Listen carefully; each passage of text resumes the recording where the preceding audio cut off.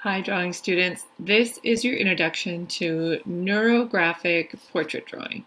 Now, neurographic is a style of art making in which you outline with a Sharpie marker in dramatic ways, anything, any shapes, but we're going to focus on portraits, or you can use a whole figure, part of a figure. It's really up to you. This slide presentation shows you two different examples that use two different mediums. So the items you're going to need to do this project are paper. So if you have any thicker cardstock paper, that's great. Otherwise, you can use your sketchbook paper. If you want to or have the access to a printer, you can print a portrait or a figure drawing if you want. And then graphite paper or tracing paper is something you could maybe have at your house, but if you don't, I'll give you another way around it. Or option B, you can just get a mirror and look into a mirror while drawing a continuous contour line drawing of yourself. Another option is to also have someone sit for you, and you can create a continuous contour line drawing of them and use them as your portrait subject.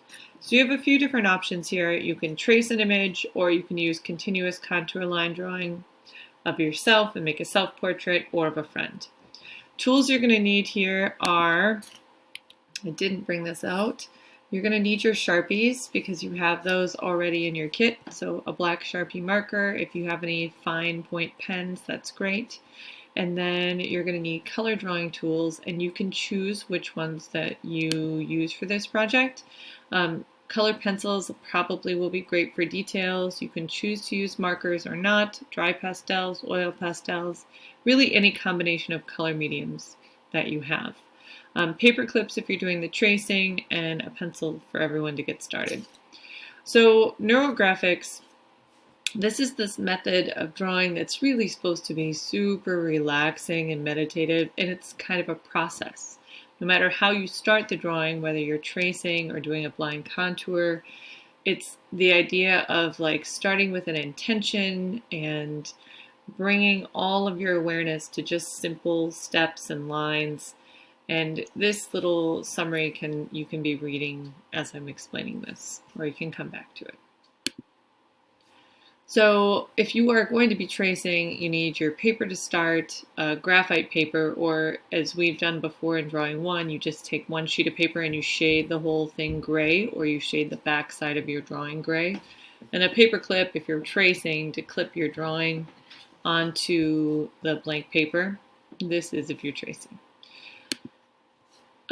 So if you are tracing, you're going to clip the drawing onto the graphite paper, or you're going to color in the back of the photo like we did in drawing one, and then you're going to hold it in place and trace around all the different values, lights and darks on the face.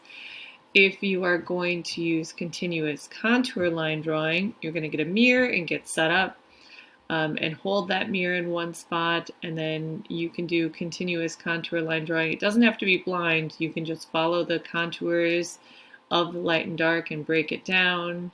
Follow the lines and the details of all the stuff you're seeing within this. And in this portrait that I'm going to show you that I created with the continuous contour line, I did look at my paper. So you can hold a mirror, or you can find a mirror, or you can just get someone to sit still for you and you can create a continuous contour line drawing of them. So here are what you're going to end up with after the first step. My continuous contour line drawing is a little goofy, but I love this playful style. So you can go with this, or if you choose to do the tracing, or if you have another way that you want to create the base drawing, that's fine, but it should have lots of broken up sections and lots of dramatic lines so that it kind of fills or uses the page. You can take an eraser and get rid of any extra lines you don't want at this point, and the next step you can hide some of them. So the next step is taking a Sharpie marker, a fine point for fine areas and a thicker marker for bigger areas, and you're going to trace around all the lines that you created. I initially trace all my lines with a thin point, and then I go back with a thicker point just to kind of make that decision easier for myself. And then after this is the part that becomes a little bit more of a meditation and a simple practice. You're going to round out all the corners. So anywhere where the lines intersect in a dramatic way or cross or create like a 90-degree angle, you're going to round it off and fill it in.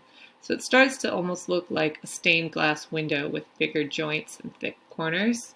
And you can choose where you're doing this and how much and how big. In some points you'll use your fine point pen and smaller connections, and others you might just skip. And in both cases, after you create your marker outline, you're going to take a big eraser and erase all the extra pencil lines. So you'll end up with something like this, either of these examples. In this one, the hair is super developed, so all the transitions are really thick and it makes it look like a big web, which is pretty cool. It takes a while to do this, but it is pretty relaxing. In the example on the left, some of the transitions are really thick and dramatic, and others are just really thin and left alone and kind of sharp.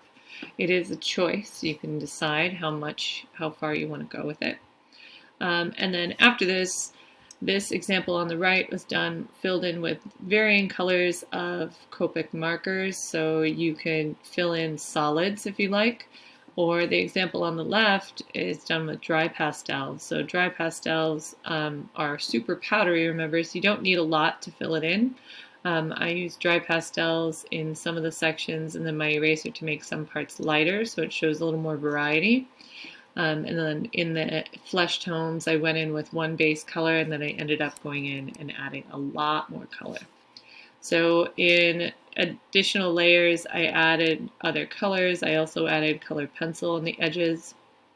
And in each shape, I started to make a transition from one color to another. So I made a little more interest, added more interest.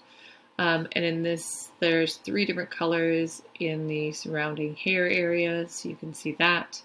But you can decide how many colors and how much and how broken up it is. You have lots of different tools to choose from. You don't have to use dry pastels if you don't like them. You could use all colored pencils.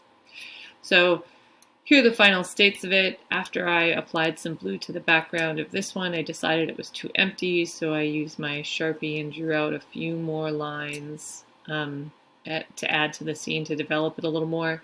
This piece didn't need any additions because some of the lines were already like tripping off to the outside edge of the page, so there's additional color added to the surrounding area just to make it look a little more complete and whole. So I want you to take this assignment and develop something that is portrait or figure, and it can be continuous contour line drawing to start, or it can be some kind of tracing, or maybe some kind of hybrid. You decide how you make that base drawing. And I want you to work with the figure or portrait and pick your subject. It can be you, but it doesn't have to be. Good luck and have fun.